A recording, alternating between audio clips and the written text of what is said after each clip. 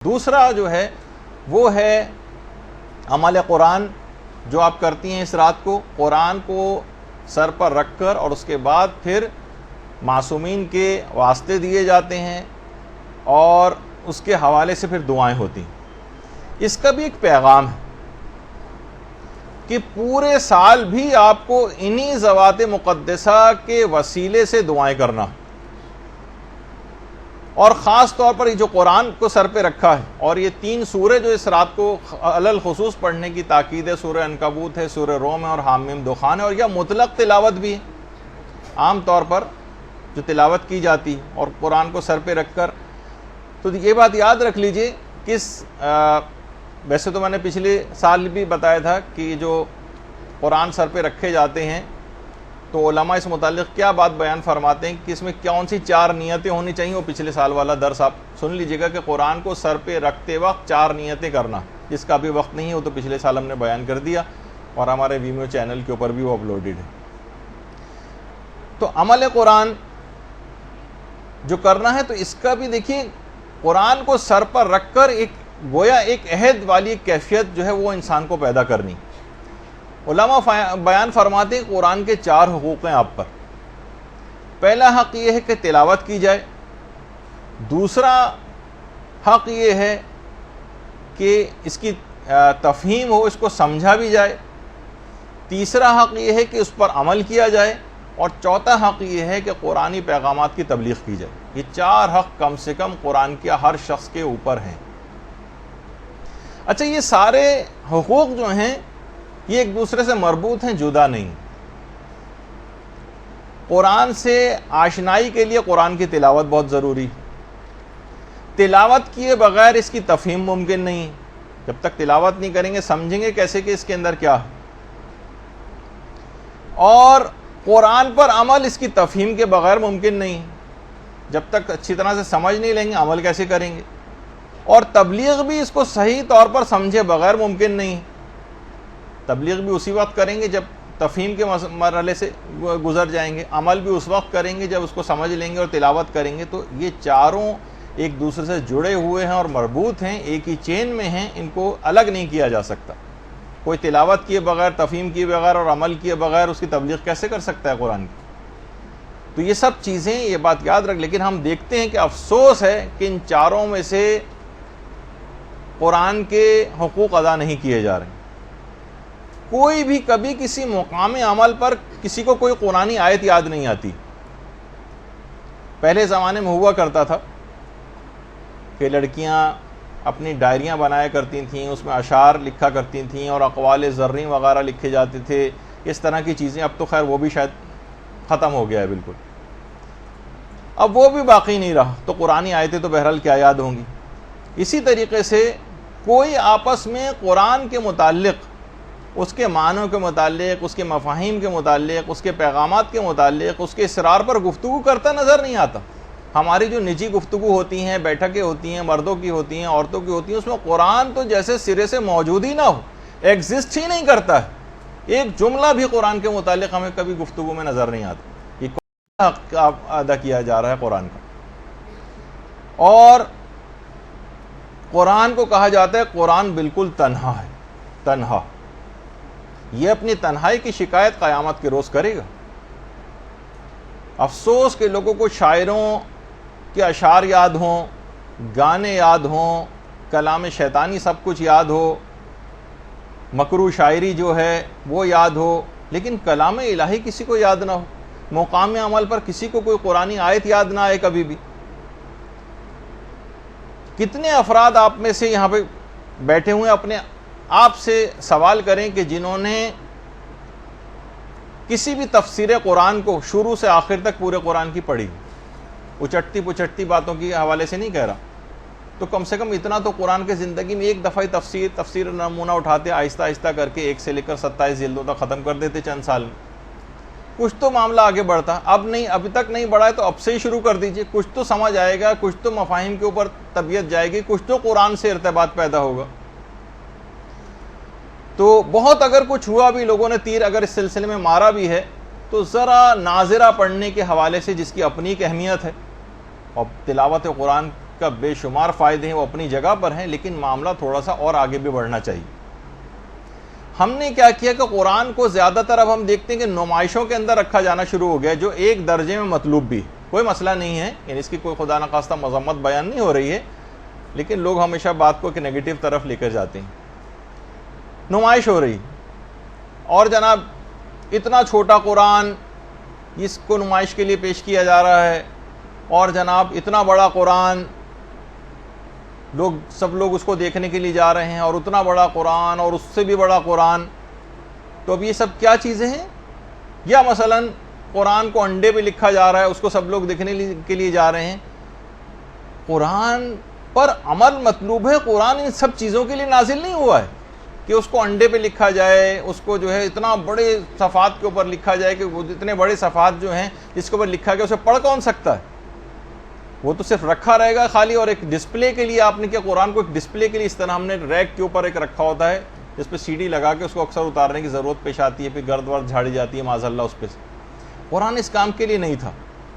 قرآن مردوں کے لیے تو فائدہ مند ہے ہی، وہ تو وہابیوں اور ایسے افراد کا نظریہ ہے کہ جو کہتے ہیں کہ نہیں اس کا کوئی اور فائدہ نہیں ہے، لیکن یہ زندوں کے قلوب کے لیے بھی شفا کا باعث، یہ مردہ دلوں کو زندہ کرنے والا ہے۔ یہ فقط مردوں کو پڑھنے کے لیے نہیں ہے کہ کوئی محروم ہو جائے تو ہم جو ہے صرف اس پہ قرآن پڑھنا شروع کر دیں، بلکہ جب علامہ طالب جوہری صاحب قبلہ یہاں پر تشریف لائے تھے مدرسے، شاید غالباً پچھلے ہی سال تھا یا اس سے اور پہلا، تو انہوں نے نیچے بیٹھے ہوئے ایک گفتگو ہم لوگوں سے کر رہے تھے، تو اس میں ایک بات انہوں نے بہت اچھی کہی تھی کہ قرآن کو اتنا پڑھنا چاہیے، اتنا پڑھنا چاہیے، اتنا پڑھنا چاہیے کہ یہ گھس جائے، اس کے صفحات ڈھیلے پڑ جائیں، یہ بوسیدہ ہو جائے تو کیا ہوا؟ آپ نیا خرید کر لے آئیں۔ جس طرح قرآن بوسیدہ ہو جاتا ہے، پرانے بزرگوں کا ہو جاتا ہے، اس کو آپ ٹھنڈا کرتے ہیں، اس کو بھی آپ ٹھنڈا کرتے ہیں، اور نیا قرآن، تو قرآن پر اتنا پڑھنا ہے، اتنا پڑھنا ہے، اتنا پڑھنا ہے کہ قرآن پڑھ پڑھ کے آپ خستگی اس کے اندر آ جائے۔ اب بالکل ایسا قرآن کہ جناب نسلیں گزرتی چلی جا رہی ہیں اور ذرا سا نشان کہیں نظر نہیں آتا کہ اس نے آج تک کبھی کسی نے اس کو اٹھا کے پڑھا۔ تو دیکھیے قرآن اسی شب قدر میں نازل ہوا۔ شب قدر کا تقاضا یہ ہے، یہ آپ سے تقاضا کر رہی ہے کہ تعلیمات اور پیغامات قرآن کو آپ دوسروں تک بھی پہنچائیں۔ جو خود درس اخلاق اس قرآن سے دے سکتی ہوں، اتنی حاصل کر لیں صلاحیت کو، وہ خود اس کام کو کریں۔ بچوں کو پڑھا سکتی ہیں، 3-4 بچوں کو جمع کر لیں، محلے کے بچوں کو جمع کر لیں، اپنے رشتہ دار بچوں کو جمع کر لیں، قرآن کا کوئی حق تو ادا کریں۔ یہ نہیں کر سکتی تو مثلا عام عورتوں کو آپ جمع کر لیں، زیادہ بڑے پیمانے پر نہیں کر سکتی، چھوٹے پیمانے پر اس کام کو کر لیں، کے درس کروائیں۔ آپ نہیں کر سکتی تو کسی اور سے ارینج کروائیں، اپنے گھروں میں بلوائیں، اپنے گھروں کی نحوستوں کو دور کریں تلاوت قرآن کے ذریعے اور اس قسم کے پروگرامز کے ذریعے۔ شیطانوں نے ڈیرے ڈالنی ہے گھروں کے اندر، جو ہم سننے میں آتی ہیں لوگوں سے باتیں، جس انداز سے گھروں کی صورتحال ہوئی ہے، وہ شیطانوں کے بسیرے ہیں وہاں پر۔ تلاوت قرآن کے ذریعے، اس کی تلاوت کے ذریعے اور قرآن کے پیغامات کے ذریعے وہاں سے ان کو بھگائیں۔ بہت سارے وہ افراد کے جو کہ بزرگ ہو گئے، وہ یہ نہ سوچیں کہ ہم نے تو قرآن نہیں پڑھا، اب ہم کیسے پڑھیں۔ نہیں، بزرگ بھی اپنے لیے ٹیوشن لگوائیں، 1-2 سال کے اندر ان کا بھی انشاءاللہ قرآن ختم ہو جائے گا کہ اس دنیا سے قرآن کی جو تلاوت کا جو حق ہے صحیح طور پر پڑھنے کا، کم سے کم ایک مرتبہ تو تلاوت قرآن کر کے جائیں، ورنہ قبر میں جا کر جو حسرت ہوگی اس کا پھر اس وقت کوئی مداوع نہیں ہوگا۔ اسی طریقے سے بوڑھے افراد ہیں، محلے والے ہیں، کوئی بچے ہیں، یہ ضروری نہیں کہ آپ بہت گلیمرس ایک وہ چاہیں کہ پورا ایک ادارہ ہو، انسٹیٹیوٹ ہو اور اے سی لگے ہوں تب بھی میں وہاں جا کے کوئی خدمت انجام دوں گا۔ اپنے گھر سے ابتدا کریں، اس کو حقارت سے نہیں کہ جو قرآنی تعلیمات ہیں یا قرآن کو پڑھانا، عام طور پہ اس کو ایک معاذ اللہ معاشرے میں دیکھنے میں آتا ہے کہ ایک حقیر سا کام سمجھا جاتا ہے کہ مولوی صاحب آئیں گے اور جو ہے وہ بہت مختصر سے ان کو پیسے دیے جائیں گے اور وہ آ کر پڑھا کر چلے جائیں گے، کوئی سائیکل پہ آ رہے ہیں، کوئی کسی طریقے سے آ رہے ہیں، جو سے کہ عام طور پہ کانسیپٹ ہے۔ کتنی بڑی خدمت کو کوئی انجام دینے آ رہا ہے آپ کو بچے کو سکھانے کے لیے، کس طریقے سے ائمہ کا طریقہ کار ہوا کرتا تھا، کیسا موتیوں سے منہ بھر دیا کرتے تھے، کیونکہ اہمیت سے واقف تھے۔ اسی طریقے سے قرآن کی تفسیر کے جو کوئی خاتون معلمہ آپ کو مل سکتی ہوں، کوئی سینئر مل سکتی ہوں، آپ خود نہیں دے سکتی تھی، کسی کو ارینج کروا سکتی ہوں، آپ بلوائیے، کسی عالم کو بلوائیے، یہ تو خیر مرجع لیول کے چھوٹے عالموں کو بلوائیے، کہ جو قرآن کے سلسلے میں، تاکہ کسی طور پر قرآن کا حق ادا ہو سکے۔ وہ 3 چیزیں تو آپ کو گھر پہ عمل کرنا، اور تبلیغ والا جو ہے یا تو خود آگے بڑھ کے اتنا علم حاصل کر لیں کہ اس کے اوپر کچھ تبلیغ اس کی کروا سکیں، یا یہ کہ کسی عالم کو بلوائیں۔ اپنی پوری زندگی قرآن کی کوئی خدمت تو کر جائیں۔ کیا قرآن کی کوئی خدمت کیے بغیر ہم مرنا چاہتے ہیں؟ کیا ہم یہ چاہتے ہیں کہ قرآن کل ہماری شکایت کرے؟ دیکھیں، امام خمینی تک اپنے بہت سے جلسوں کے اندر طالب علموں کو، بچوں کو کھڑا کر کے تلاوت قرآن سنا کرتے تھے۔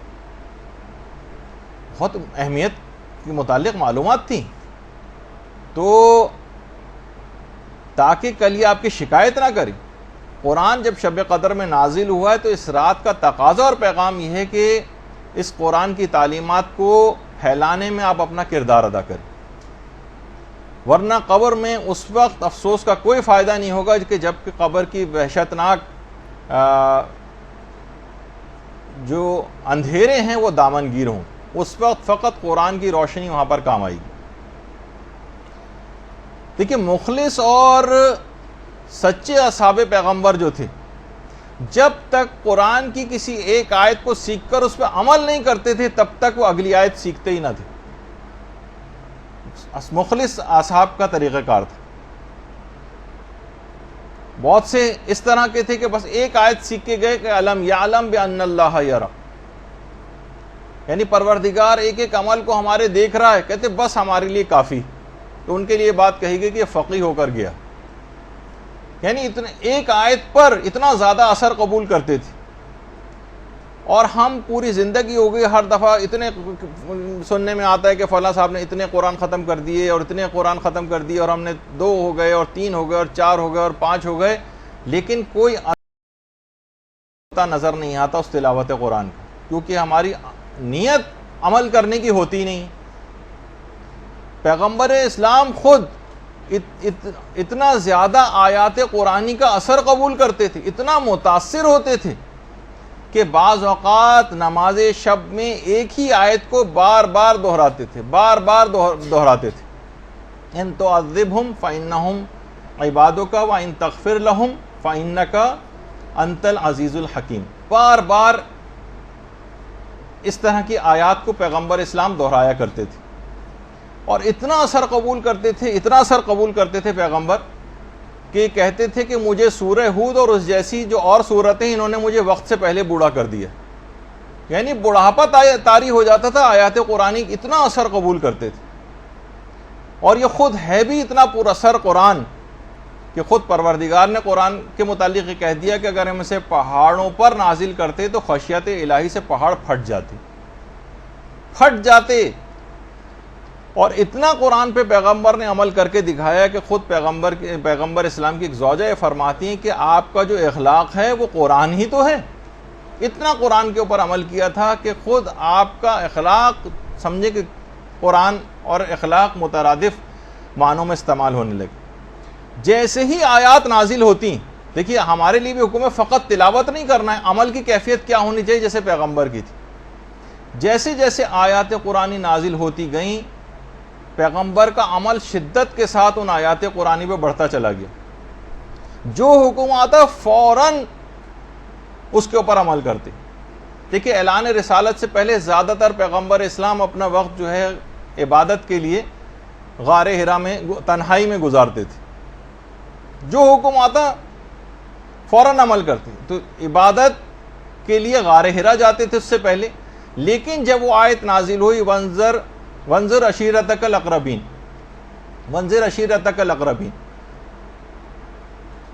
کہ اب تبلیغ کا کام شروع کرو، اب لوگوں کو ڈراؤ۔ اس کے بعد پیغمبر نے ساری زندگی مکمل طور پر غار حرا کو ایک لحاظ سے ترک کر دیا اور مسلسل دعوت و تبلیغ کے اندر مشغول رہے، اور بالکل نہ گھبرائے، نہ کبھی اکتائے، نہ، اور آخری سانس تک تبلیغ کے اندر مصروف رہے۔ اچھا، ادھر صبر و استقلال کا حکم آیا قرآن کے اندر تو کافروں کی کتنی زیادہ مخالفت تھی، طائف میں جاہلوں نے کیسا پیغمبر پہ تشدد کیا تھا، اور مدینے کے جو یہودی تھے اور منافقین تھے ان کی سازشوں کے سامنے پیغمبر صبر و ثبات کا ایک پہاڑ بن کر کھڑے ہو گئے، ایسا عمل کیا۔ مدینے میں جب جہاد کا حکم آیا تو مدنی پوری زندگی جہاد سے عبارت ہو گئی، غزوات، سرایا، جنگ و صلح، لشکر کشی، فتوحات سے پوری زندگی اس کے بعد عبارت رہی۔ یہ سب کیا تھے؟ قرآنی آیات پر عمل کرتے جا رہے تھے۔ پریشان حال کی پریشانی کو دور کرنے کا حکم آیا تو قرضے لے لے کر حاجت مندوں کی جو حاجت روائی کرنے لگے۔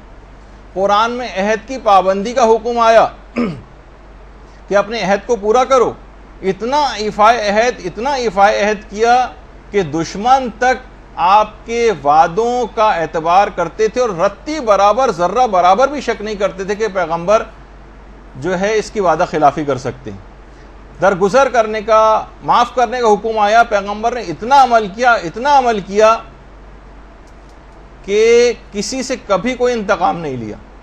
عدل و انصاف کرنے کا حکم آیا، اتنا عمل کیا کہ دشمنان تک پیغمبر کے دیکھ کر حیران رہ جاتے تھے کہ کس طرح سے اتنا عدل و انصاف ممکن ہے۔ حکم شکر آیا قرآن کے اندر تو پیغمبر اتنا شکر گزار بندے بنے، اتنا شکر کہ اتنی عبادت کرتے کہ ساری رات گزار دیتے، سوتے وقت سونے کے لیے جاتے تو شکر کرتے، جب بستر سے اٹھتے تو شکر کرتے، کوئی نعمت ملتی تو شکر کرتے، کھانا کھانے کے بعد شکر کرتے، لباس جب اس وقت تبدیل کرتے اس وقت شکر کرتے، آئینہ دیکھتے اس وقت شکر کرتے، چاند دیکھتے اس وقت شکر کرتے، وضو کرتے، وضو کرنے کے بعد شکر کرتے، بیمار پرسی کے لیے جاتے اس وقت شکر خدا انجام دیتے، خریداری کے لیے بازاروں میں جاتے تو شکر کرتے۔ کوئی زندگی کا لمحہ ایسا نہیں تھا کہ جب پیغمبر حمد و شکر نہ بجا لاتے ہوں قرآن پر عمل کرنے کی وجہ سے۔ اور جب قرآن کی وہ آیت نازل ہوئی کہ وَكُلُوا وَاشْرَبُوا وَلَا تُسْرِفُوا، کہ کھاؤ پیو اور اسراف نہ کرو، تو بھوک جب تک نہ لگتی نہ کھاتے پیغمبر، اور تھوڑی سی بھی اگر بھوک باقی رہ جاتی تھی تو اپنے ہاتھ کو کھینچ لیا کرتے تھے۔ پانی کے استعمال میں اتنا زیادہ محتاط ہو گئے کہ اس کے بعد کہا کہ اس پانی کے سلسلے میں بھی اسراف نہ کرو، اگرچہ تم بہتے ہوئے دریا کے قریبی کیوں نہ ہو۔ تو اتنی عبادت کرتے، اتنا شکر ادا کرتے کہ بالآخر پروردگار کو یہ کہنا پڑا کہ قوم اللیل الا قلیلا، کہ رسول ذرا کم عبادت کرو راتوں میں۔ کتنی مثالیں دی جائیں کہ پورا قرآن پیغمبر اسلام کی سیرت کا ترجمان بن گیا۔ یہ ہیں اللہم صلی علی محمد وعلی محمد۔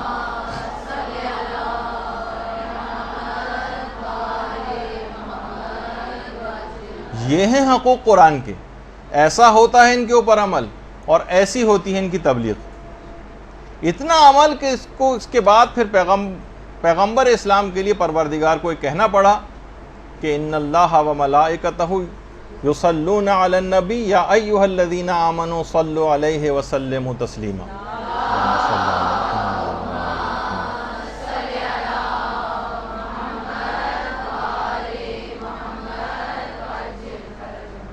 دیکھیں یہ ہے تقاضا شب قدر کا، جو آیت پڑھیں اس پر عمل کرنے کی کوشش کریں، جیسے کہ پیغمبر اسلام نے کیا۔ اچھا، اب ورنہ کیا ہوگا؟